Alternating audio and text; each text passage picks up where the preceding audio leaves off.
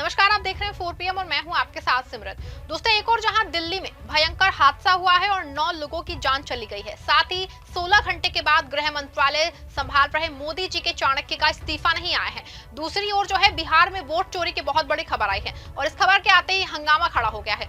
एक और जहां सरेआम स्ट्रॉन्ग रूम के सीसीटीवी बंद कर दिए जा रहे हैं, दूसरी ओर फर्स्ट राउंड के मतदान के 5 दिन बाद भी वोट परसेंटेज सामने नहीं आ पाया है। इसको लेकर ना सिर्फ हड़कंप मचा है बल्कि चुनाव आयोग बुरी तरह से फंस गया है।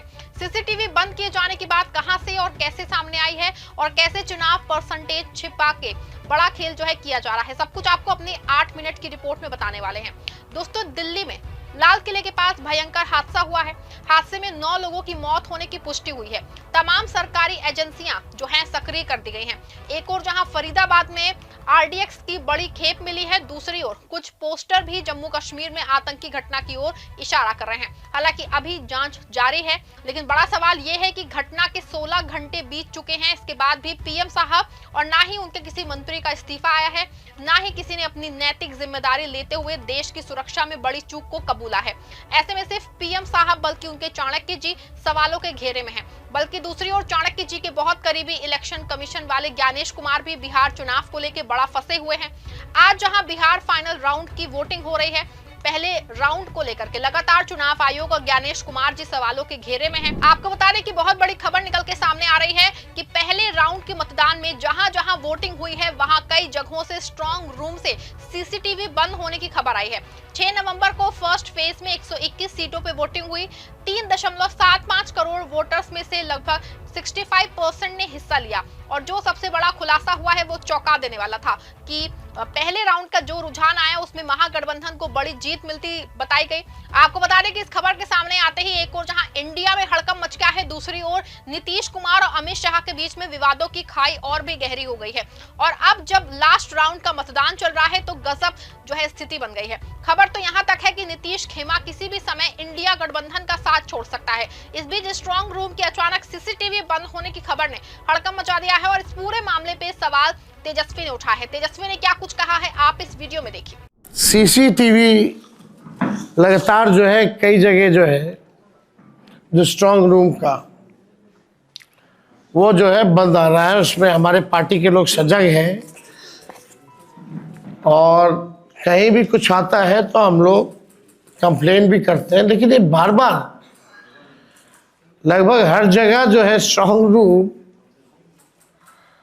का जो सीसीटीवी है वो बंद हो जा रहा है। आखिर क्या कारण है? इसमें चुनाव आयोग को जो है सफाई देने की जरूरत है। सुना आपने, तेजस्वी यादव का साफ साफ कहना है कि स्ट्रॉन्ग रूम की सीसीटीवी बंद करके आखिर क्या हो रहा है। ऐसे में साफ है कि कहीं ना कहीं कुछ ना कुछ हंगामा हो गया है। आपको बता दें कि जो है एक और जहां सीसीटीवी को लेके हंगामा हुआ है, दूसरी ओर तेजस्वी यादव ने प्रेस करके सवाल उठाया है कि दूसरी ओर जो है 5 दिन बीत चुके हैं, लेकिन अभी तक ये बात कंफर्म नहीं हो पाई है कि आखिर कितने % वोट पड़े हैं। वैसे तो चुनाव आयोग आमतौर पर ये ऐलान कर देता था कि कितने वोट महिलाओं और औरतों के हैं। ऐसे में 5 दिन बाद भी जो है वोट प्रतिशत की ऑफिशियल फिगर नहीं आ सका है। चुनाव आयोग फंस गया है। आरजेडी ने वीडियो शेयर किया है। वैशाली के हाजीपुर स्ट्रॉन्ग रूम में रात के 12 बजे पिकअप वैन आती है। सीसीटीवी एक एक करके बंद हो जाते हैं। महनार असेंबली का कैमरा ऑफ, फिर लालगंज का बंद हो गया और जोरदार हंगामा हुआ। उम्मीदवार अनु शुक्ला ने कहा कि सुबह वीडियो वायरल देखा, जांच चल रही है। क्या ये संयोग है या वोट बदलने का मौका है? राहुल गांधी ने कहा कि हरियाणा में वोट चोरी साबित की, अब बिहार में भी लाखों वोटर्स के नाम कटे एसआईआर लिस्ट से। कांग्रेस का दावा है कि 29 लाख फेक वोटर्स वीवीपैट पर्चियां सड़कों पे बिखरी मिली हैं। एक वीडियो में दिखा कि बूथ पे लोग वोट डालने से रोके गए। क्या ईवीएम में छेड़छाड़ की गई है? चुनाव आयोग ने जवाब दिया है कि सीसीटीवी में टेक्निकल फॉल्ट है, वीडियो रिटेन है, पिटीशन पे दिखाएंगे, लेकिन विपक्ष मानता नहीं। तेज प्रताप यादव ने कहा कि मेरी जान को खतरा, दुश्मन मार सकते हैं। प्रशांत किशोर ने एनडीए पे तंज कसा। सम्राट चौधरी अपनी सीट बचाएं, बिहार की चिंता बाद में।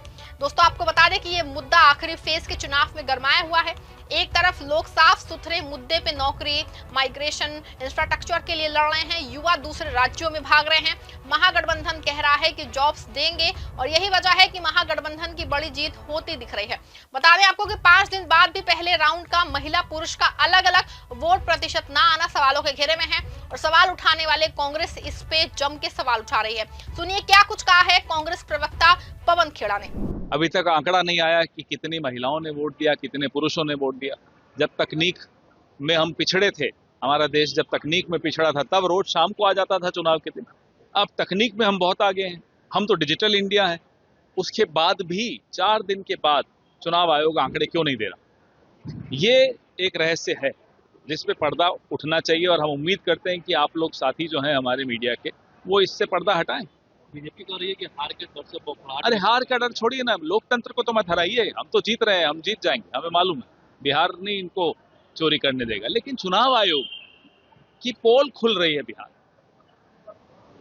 सम्राट चौधरी पर उंगली छिपाने को लेकर के हाँ, वो बिल्कुल होना भी चाहिए। हमने प्रेस वार्ता भी की थी, ये खुलासा हमने किया भी था। तो बीजेपी और एनडीए के तो तमाम लोगों के ऊपर कई अभी फाइलें खुलनी हैं, सरकार बनने दीजिए, उसके बाद देखिए।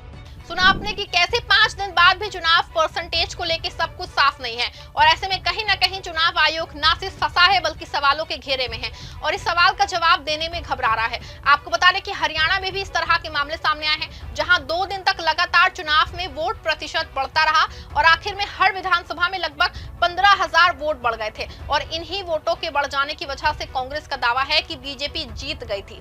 आपको यहाँ बता दें कि हरियाणा में कांग्रेस सिर्फ 22,000 वोटों से हारी थी। अगर कांग्रेस को 22,000 वोट और मिल जाते तो हरियाणा में बीजेपी की जगह कांग्रेस की सरकार बनती। लेकिन चुनाव के 2 दिन बाद लगभग 8% वोट बढ़ने से हंगामा मच गया था और इन्हीं 8% वोटों ने बड़ा खेल किया था। ऐसे में बिहार में चुनाव आयोग की ओर से महिलाओं और पुरुषों के वोट का प्रतिशत ना बताना भी सवालों को घेरे में आता है और यही वजह है कि बार बार कांग्रेस हो या फिर राजद दोनों सवाल उठा रहे हैं और कहीं ना कहीं ये सवाल बहुत वाजिब भी है क्योंकि अगर महिलाओं पुरुषों का अलग अलग हो वोट प्रतिशत नहीं आता है तो इसका मतलब यह है कि खेल करने के बाद उनका वोट प्रतिशत बताया जाएगा।